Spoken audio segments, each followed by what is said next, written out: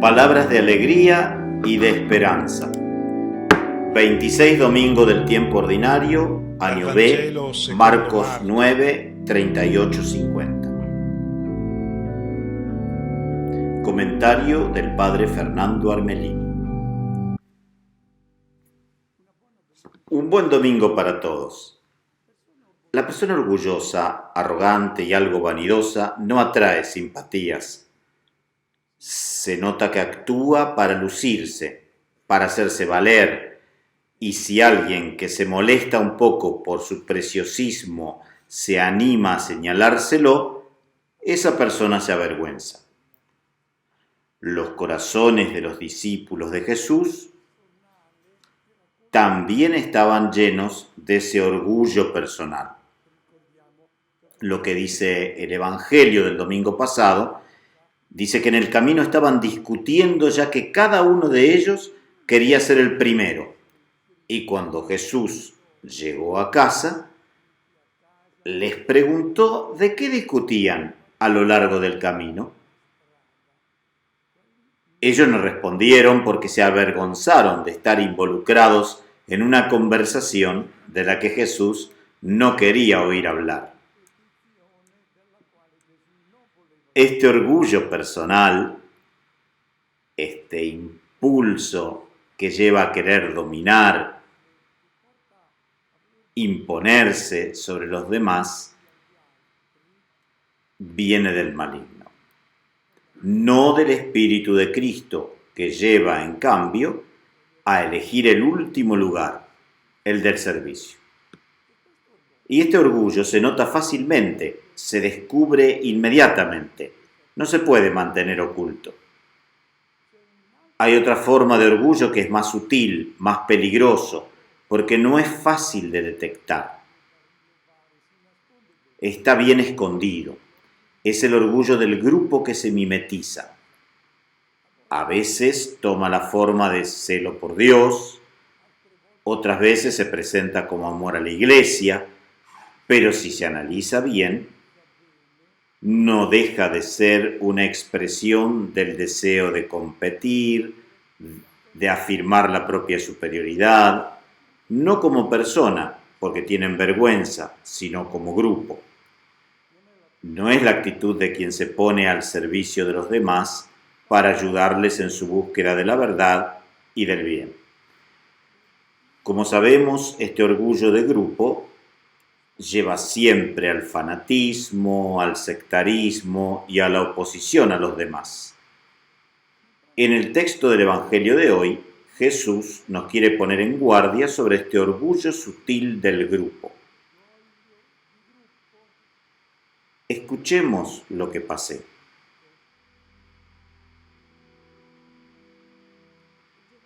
Juan le dijo a Jesús: Maestro, vimos a uno que expulsaba demonios en tu nombre y tratamos de impedírselo porque no nos sigue.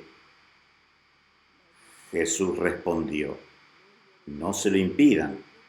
Aquel que haga un milagro en mi nombre no puede luego hablar mal de mí.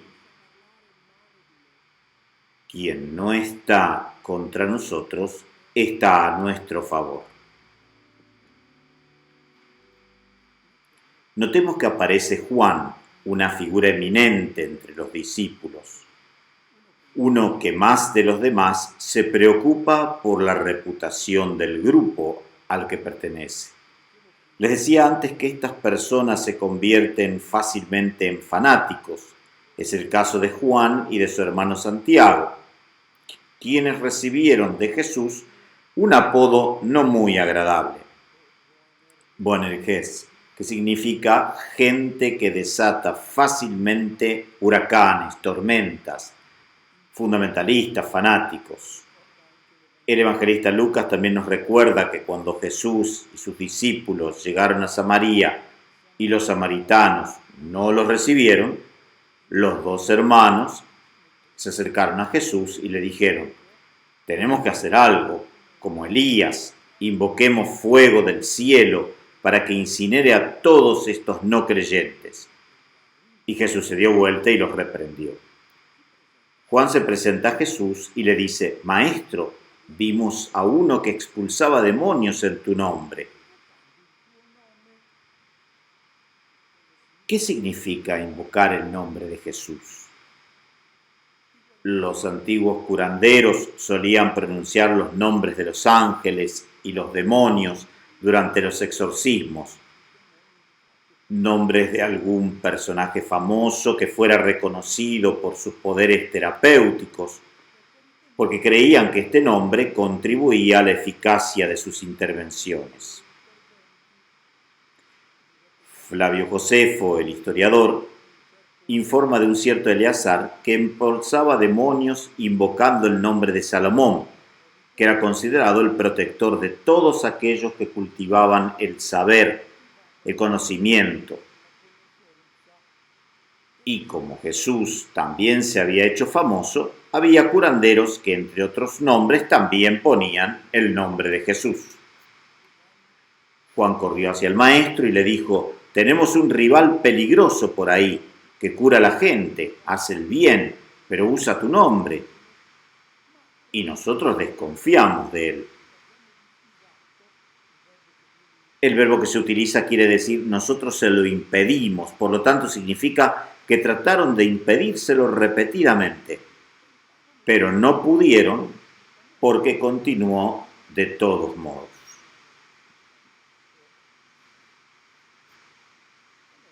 ¿Qué es lo que molesta a los discípulos? Porque Juan está hablando en nombre de todos.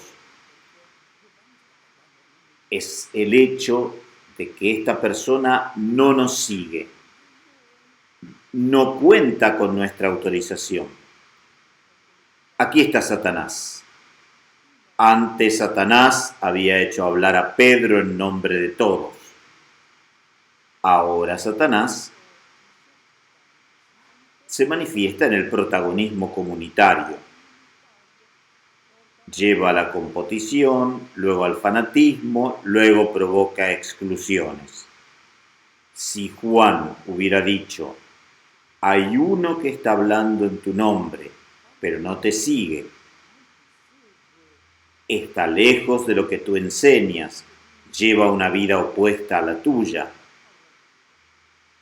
No. Juan dice: no nos sigue.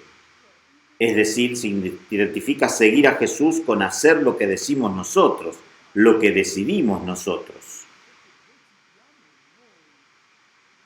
Los discípulos revelan que tienen la convicción muy arraigada de que son los únicos y exclusivos depositarios del bien. Se sienten al punto de referencia obligado para cualquiera que quiera pronunciar el nombre de Jesús, a hablar en nombre de Jesús. Y se sienten molestos y fastidiados por el hecho de que haya alguien que haga el bien sin pertenecer a su grupo. Y lo que más les molesta es el hecho de que se vean obligados a admitir que puede suceder que alguien que no pertenece a su grupo haga algo bueno que ellos no son capaces de hacer. Esto es lo que aquí sucede. De hecho, el evangelista Marcos, unos versículos antes, contaba un episodio en el que el padre de un niño con epilepsia vino a Jesús y le dijo: traje a mi hijo, a tus discípulos, pero no fueron capaces de curarlo. Aquí están los 12 que no fueron capaces de ejercer esa acción liberadora que Jesús les había dado el poder de ejercer. En vez aquí está uno que pertenece al grupo, que hace lo que ellos no pueden hacer. Son los celos que hacen ver como peligrosos rivales a los que hacen el bien. El peligro de estar en la misma condición espiritual de los discípulos está siempre presente incluso para la iglesia de hoy. A menudo olvidamos una verdad fundamental y hermosa. El espíritu, la vida divina, ha sido dada a toda persona. No está reservada para los bautizados. Por lo tanto, no es sorprendente que esta vida divina, que es el Espíritu presente en todos, inspira a las personas a realizar obras de amor bellas e incluso heroicas, obras verdaderamente dignas de los hijos de Dios.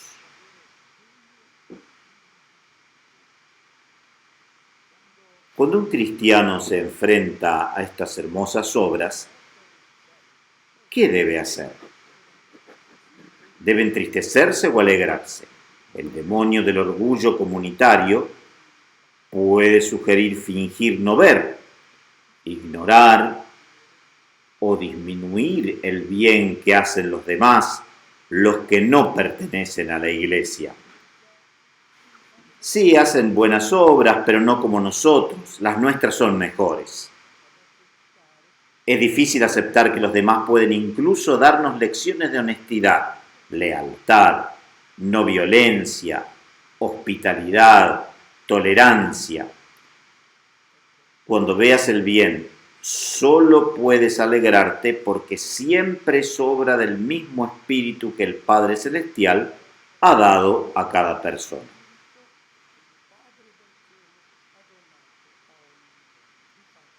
De hecho, Jesús dice, no se lo impidan. Aquel que haga una obra grande, y una obra grande solo puede venir del Espíritu, no puede luego hablar mal de mí. La comunidad eclesial fue querida por Cristo como la ciudad en el monte, para que todos puedan comprobar y contemplar las cosas bellas que hacen los que se dejan guiar por el Evangelio. Y así deben ver siempre el amor, la alegría, el diálogo, la acogida, la reconciliación. Pero esta comunidad no es el único lugar donde se pueden ver maravillas. Estas buenas obras brotan en todas partes cuando las personas se dejan mover por el Espíritu que se les ha dado.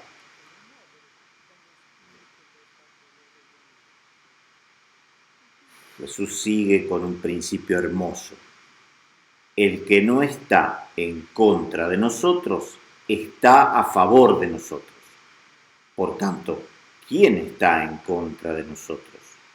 En contra de nosotros es quien hace la elección de dominar en lugar de servir. La ambición de estar por encima de los demás que deben servir de pedestal para nuestra grandeza. Estos están en contra de Jesús. Quien quiere ser grande se aleja del Señor. Quien sirva, aunque no pertenezca a la comunidad eclesial, es de los nuestros. Quien ama es uno de nosotros, aunque no esté bautizado. Después de este episodio del que hemos captado el mensaje actual para nosotros, el pasaje evangélico sigue presentando una serie de dichos del Señor que queremos degustar juntos. Escuchemos la primera de estas frases. Les dé de beber un vaso de agua en atención a que ustedes son del Mesías, les aseguro que no quedará sin recompensa. Esto de dar un vaso de agua no es muy significativo para nosotros, porque lo sacamos del grifo. Pero situemos el dicho del Señor en la tierra de un pueblo que ha experimentado el desierto, donde los que no conocen la ubicación de los pozos mueren de sed. Situémonos en la tierra donde aún hoy, en día, el agua es escasa. De hecho, en la Biblia encontramos el mandato de que no se puede negar el agua ni siquiera a los enemigos. El libro de los Proverbios, en el capítulo 25, dice: si tu enemigo tiene hambre, dale pan para comer. Si tiene sed, dale agua para beber. Es también hermoso lo que dice el profeta Isaías, que habla de gente que huye de una guerra y dice: tienes que ir al encuentro de estos fugitivos llevando agua, porque tienen sed. Y el vaso de agua nunca se da solo, siempre va acompañado de una palabra, de una sonrisa o de algún otro gesto de amor. Por eso, en las tierras del antiguo Medio Oriente, dar un vaso de agua es signo de bienvenida. Ofrecer un vaso de agua al desconocido, al extraño, al enemigo, era equivalente a decir: te quiero bien, quiero que tú vivas.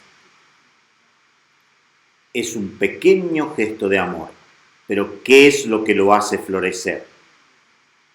Hace brotar el diálogo, la reconciliación, la toma de conciencia de que el otro, sea quien sea, es un hermano o hermana. He aquí la recompensa prometida por Jesús, que un pequeño gesto de amor brotará un mundo más humano y fraterno. Jesús no atribuye este gesto a uno de sus discípulos, sino a un extraño, un desconocido que quizás, encontrando por primera vez a alguien que anuncia el Evangelio, le ofrece un vaso de agua. La recompensa que recibe no es el paraíso, un premio en el más allá. No, el premio es que colabora a iniciar un diálogo, a una relación de amor entre personas que tienen diferentes concepciones de la vida. Esto es lo que dice Jesús: ningún gesto de amor queda sin fruto. Y ahora escuchemos el segundo dicho. Si alguien lleva a pecar a uno de estos pequeños que creen en mí, más le valdría que le atasen una piedra de molino en el cuello y lo arrojaran al mar. Escándalo en griego significa un obstáculo, algo que encuentras en el camino que te hace tropezar e interrumpe tu camino. Y Jesús aquí advierte sobre este obstáculo que algún creyente hace ante los pequeños para hacerlos tropezar.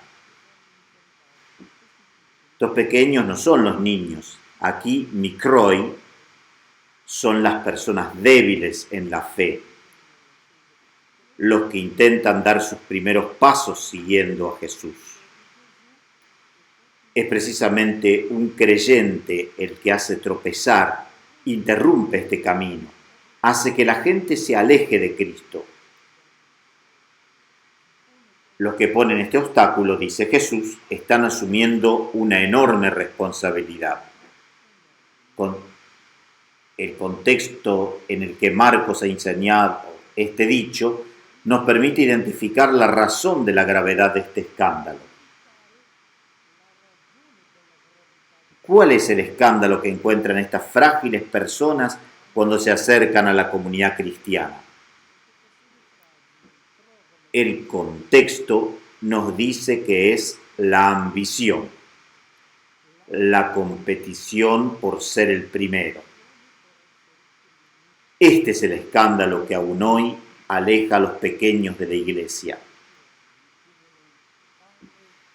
Es siempre lo mismo, el espectáculo poco edificante de la competición, las intrigas, la carrera por los primeros lugares, los títulos honoríficos, los privilegios. Estas son las comedias patéticas que alejan a los pequeños que luego llegan a no creer en Cristo. Luego hay otro escándalo que se da además de la ambición, y esto es mucho más grave. La falsa catequesis sobre Dios que ha alejado a tanta gente de la fe porque no han sido capaces de aceptar un rostro de Dios que no es el que brilla en el rostro de Jesús de Nazaret, sino que fue inventado por la lógica de los hombres. Hay un tercer escándalo que todos comprendemos muy bien, el de una vida poco evangélica de nosotros los cristianos. Jesús quería que su iglesia se colocara en la montaña para que todos pudieran contemplar los prodigios, los efectos, los resultados extraordinarios que la adhesión al Evangelio produce en las personas. Y cuando alguien ve lo contrario en la comunidad cristiana, entonces se escandaliza.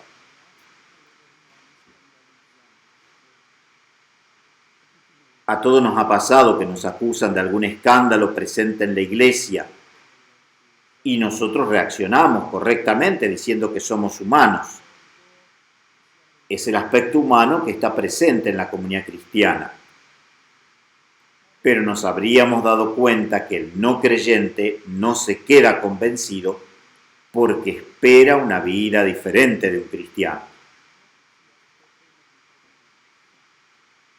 Y Jesús recurre a una imagen dura ahora para indicar la gravedad de este pecado. Habla de la muerte por ahogamiento. Es mejor poner una piedra de molino, la que mueve el burro, que ven a mi espalda. Es una de esas imágenes y es de Cafarnaúm. La gravedad de este pecado la presenta Jesús con la muerte más infame, porque así imposible un entierro adecuado del cadáver. Y ahora vienen 3 dichos en los que Jesús habla de los cortes que hay que hacer en la vida. También lo decimos nosotros a las personas que se están involucrando en situaciones dudosas. Les decimos que den un corte.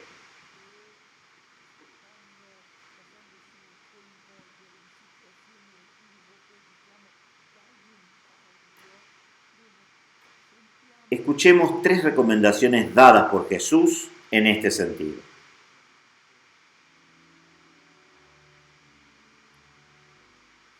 Si tu mano te lleva a pecar, córtatela. Más te vale entrar manco en la vida que con las 2 manos ir para el infierno, al fuego inextinguible. Si tu pie te lleva a pecar, córtatelo. Más te vale entrar cojo en la vida que con los 2 pies ser arrojado al infierno. Si tu ojo te lleva a pecar, sácatelo. Más te vale entrar con un solo ojo en el reino de Dios que con los 2 ojos ser arrojado al infierno, donde el gusano no muere y el fuego no se apaga.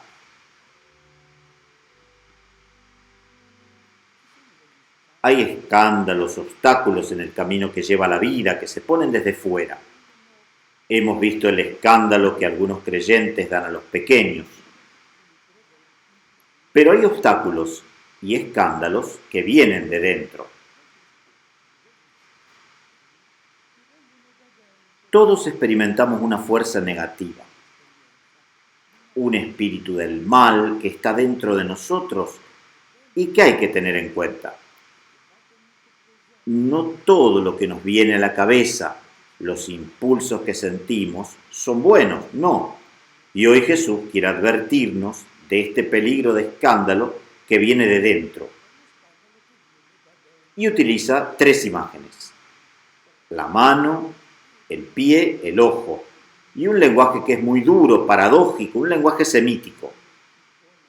No hay que tomarlo literalmente, por supuesto, sacarnos los ojos o cortarnos las manos, pero sí hay que tomarlo en serio, porque el peligro de que las manos, los pies y los ojos constituyan un impedimento para construir una vida según el Evangelio es muy real.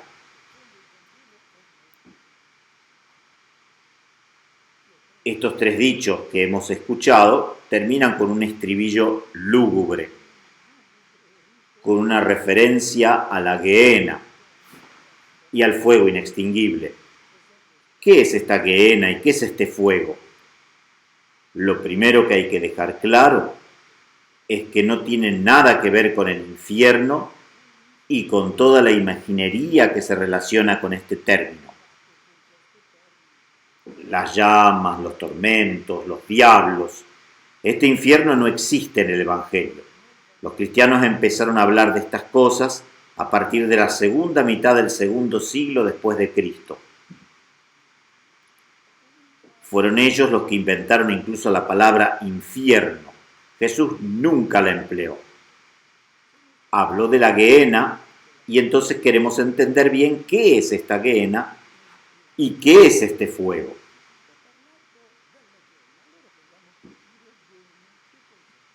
Gehenna es el pequeño valle que corre a lo largo del lado sur del monte Sión.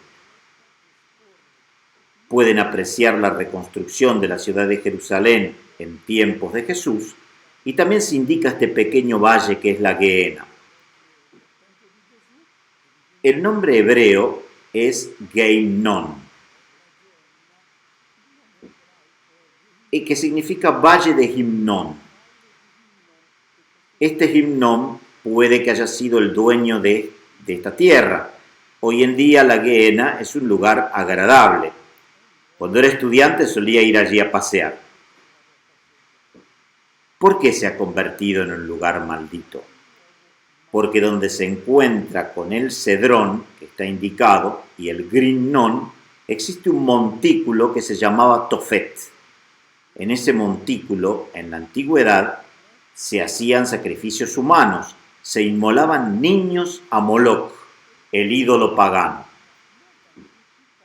En la antigüedad era muy común sacrificar niños a Moloch. Los cartagineses eran famosos por este cruel rito. Este lugar había sido profanado por el piadoso rey Josías y luego había sido maldecido por los profetas. En este lugar del Tofet ahora se encuentra el monasterio de San Onofrio, y como era un lugar maldito, la tradición cuenta que fue allí donde Judas fue a ahorcarse. Esta Gehenna se había convertido en un lugar impuro, también porque se habían cavado tumbas en las rocas a lo largo del valle. De hecho, este valle es toda una sucesión de tumbas.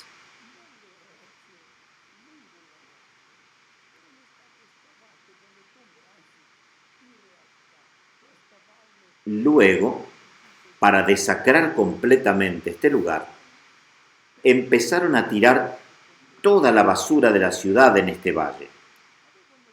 En la época de Jesús, la Gehenna se había convertido en el vertedero, el basurero de la ciudad de Jerusalén. Luego, día y noche, quemaban esta basura y había un fuego que nunca se apagaba, un olor nauseabundo. En la parte sur de la ciudad, en la zona de Siloé, que está indicada, estaban todas las actividades impuras. Allí trabajaban los curtidores de cuero y los queseros. De hecho, incluso hoy, la puerta sur de la ciudad de Jerusalén, la puerta de los magrebíes, tiene muchos nombres. La puerta de la basura, del estiércol, en fin, de todo aquello que es sucio.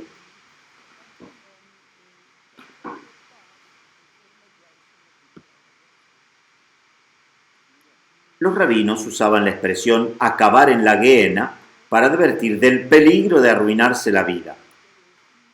Ten cuidado, porque si te comportas así, vas a acabar en Gehenna, es decir, estás tirando tu vida en un basurero. Es una expresión muy fuerte que indica arruinarse la vida, y es en este sentido que Jesús habla de la Gehenna.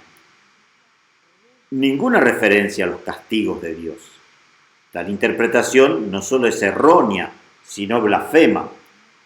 No se puede dar mayor ofensa a Dios que presentarlo como un verdugo que condena a sus hijos. Él, que es amor, y solo amor.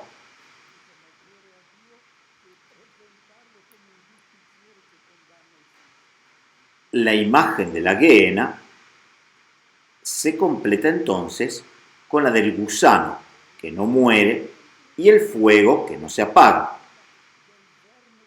¿Qué es este gusano? ¿Qué es este fuego? El gusano indica la descomposición de un cadáver. Es la descomposición, la putrefacción que enfrentan los que se entregan al libertinaje y a la decadencia, la autodestrucción de los que hacen elecciones que difieren de la vida propuesta por Jesús de Nazaret. El fuego que no muere es una imagen que también es usada por el Bautista cuando habla del trigo y la basura que se echa al fuego. Al final, el trigo queda y la basura es quemada con el fuego. Pablo usa la misma imagen. Dice que al final de la vida, la obra de cada persona es probada por el fuego que quema todo lo que no es oro. Las hojas, la paja, todo lo que es efímero es quemado. Es una advertencia para construirse una vida sobre los valores que quedan, porque todo lo que es efímero es barrido fuera.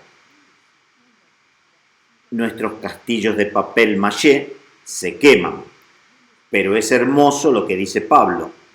Recuerda que tienes que pasar por el fuego, pero al final te salvarás, pero pasando por el fuego. Se trata de una advertencia sobre la seriedad de la vida para no construir castillos que luego se queman.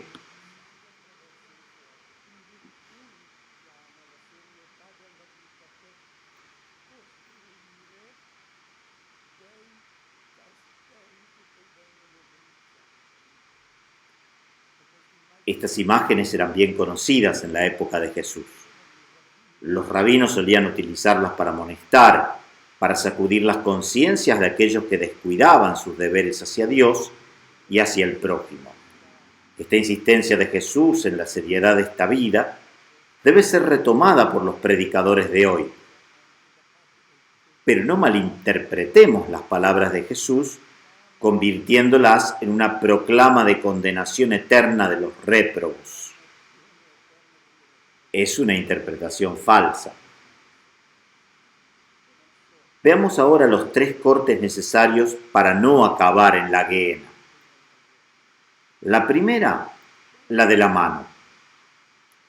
La mano representa la acción, las obras del hombre. Y Jesús dice, controla lo que haces, porque la mano puede hacer el bien, dar vida, levantar al caído, puede dar pan al hambriento, vestir al desnudo, pero también puede robar, puede acaparar los bienes que otros necesitan, amontonándolos para provecho propio, puede cometer violencia, puede incluso matar. Jesús dice, vigila tus acciones. Si tu corazón te impulsa a hacer cosas malas, corta esa mano de un golpe. Jesús dice, siguiéndome, tú decidiste que tu mano nunca se cerrara para retener algo para tu propio bien, sino que siempre estará abierta para dar. Por tanto, la mano que se cierra egoístamente, córtala. Haz los sacrificios necesarios porque tu vida depende de ello y puedas dar y puedas ser una persona como yo, dice Jesús. La segunda imagen es el pie que se escandaliza. El pie indica la dirección, las elecciones, la orientación de la vida. Jesús dice, mira por dónde vas. En el judaísmo era común la imagen de los 2 caminos, el camino de la verdad y el camino de la mentira, de la corrupción. Los justos andan por el camino de la luz y los malvados eligen el camino de las tinieblas. En el libro del Deuteronomio, en el capítulo 30, dice Jesús, Pongo delante de ti la vida y el bien, la muerte y el mal. Elige el camino de Dios. Es hermoso como inicia la Didaché, que es el primer catecismo de la Iglesia, escrito antes incluso del Evangelio de según Mateo. Comienza diciendo: dos son los caminos, uno de vida y otro de muerte, y la diferencia es grande y entre estos dos caminos. Y Jesús también habla de la elección del camino ancho y del camino estrecho. Los caminos anchos son muy populares, son elegidos por muchos, seducen porque son cómodos. Jesús dice: no inviertas tu vida en los caminos del pecado, no pongas tu pie en ellos, porque si empiezas a ir por estos caminos, entonces serás seducido y nunca podrás regresar. Por eso la necesidad de cortar inmediatamente los caminos errados, porque siempre terminan en la gehenna, en el basurero. Es tu vida la que termina ahí. Luego el ojo. El ojo indica las lujurias que están presentes en el corazón de toda persona. La lujuria por la acumulación de bienes, la lujuria por el placer, la lujuria por la codicia, los sueños de gloria. Los ojos representan lo que vemos, y las elecciones que hacemos siempre parten de los ojos, de la lujuria, de lo que nos seduce. Mirando alrededor, vemos lo que agrada a los ojos. Pero el discípulo es guiado por la voz del Espíritu, desde su ser hijo de Dios. No por la seducción de lo que ve, lo que nos agrada. Recordemos el fruto prohibido, la mujer que vio que era bueno, bello, agradable.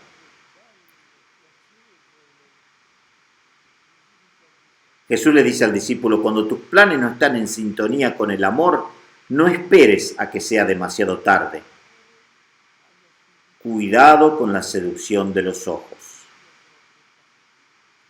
En el Evangelio según Mateo, este dicho de Jesús está directamente relacionado con el control de la sexualidad. Dice en el capítulo 5: has oído que se dijo, no cometerás adulterio. Ahora les digo que quien mira a una mujer deseándola, ya ha cometido adulterio. Y luego sigue diciendo: si tu ojo derecho es motivo de escándalo, arráncalo y échalo de ti. Córtalo inmediatamente, porque si empiezas a dejar que tus ojos te seduzcan, tu vida acabará en el basurero. Está claro que estas elecciones pueden ser ingenuas a los ojos de los paganos. A los ojos de la gente, el cristiano puede parecer uno que se priva de todas las oportunidades de disfrutar de la vida porque recorta todo lo que puede ser agradable a los ojos. Pero sabe, porque lo dijo Jesús de Nazaret, mira que vas a terminar en la gehenna. El cristiano puede parecer un minusválido porque ha hecho todos estos recortes. No es un minusválido, es alguien que ha tomado la decisión de unir su vida a Cristo. Sabe que al final la vida exitosa es la que se invierte en los valores evangélicos. Una vida exigente, por supuesto, pero la única verdaderamente humana. Ahora, para un recordatorio final a los discípulos, Jesús usa la imagen de la sal. Escuchemos. Todos serán sazonados al fuego. La sal es buena, pero si la sal pierde el sabor, ¿con qué la sazonarán? Ustedes tengan sal y estén en paz con los demás.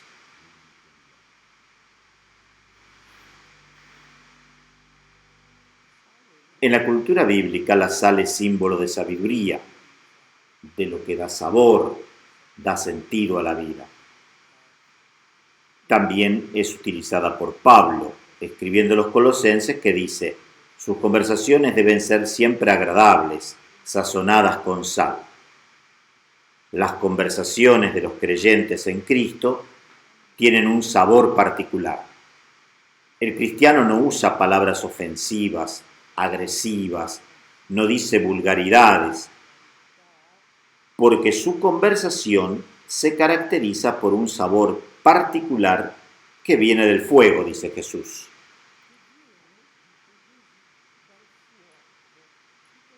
¿Qué es este fuego? Todos serán sazonados con el fuego.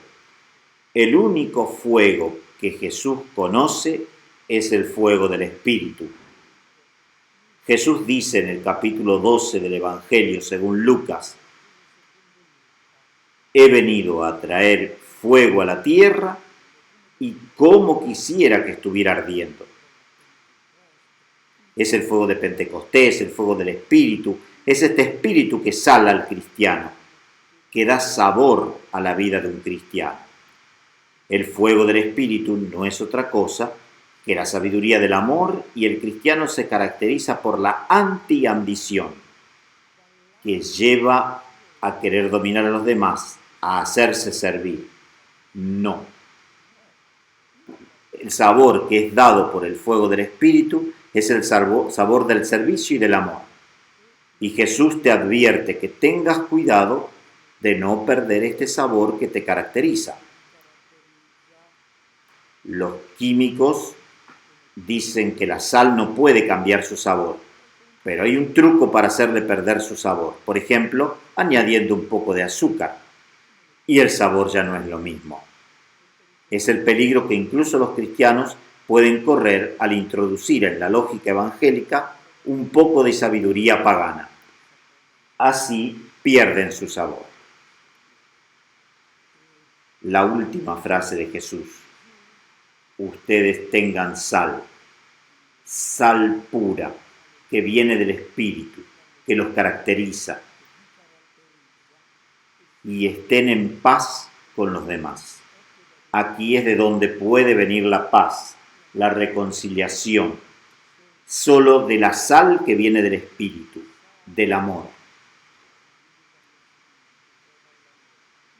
Todos los otros intentos de construir la paz que no parten de esta sal que Jesús trajo al mundo, que viene de su Espíritu, fracasarán. El cristiano está llamado a ser un testigo del poder del amor traído por Cristo. Les deseo a todos un buen domingo y una buena semana.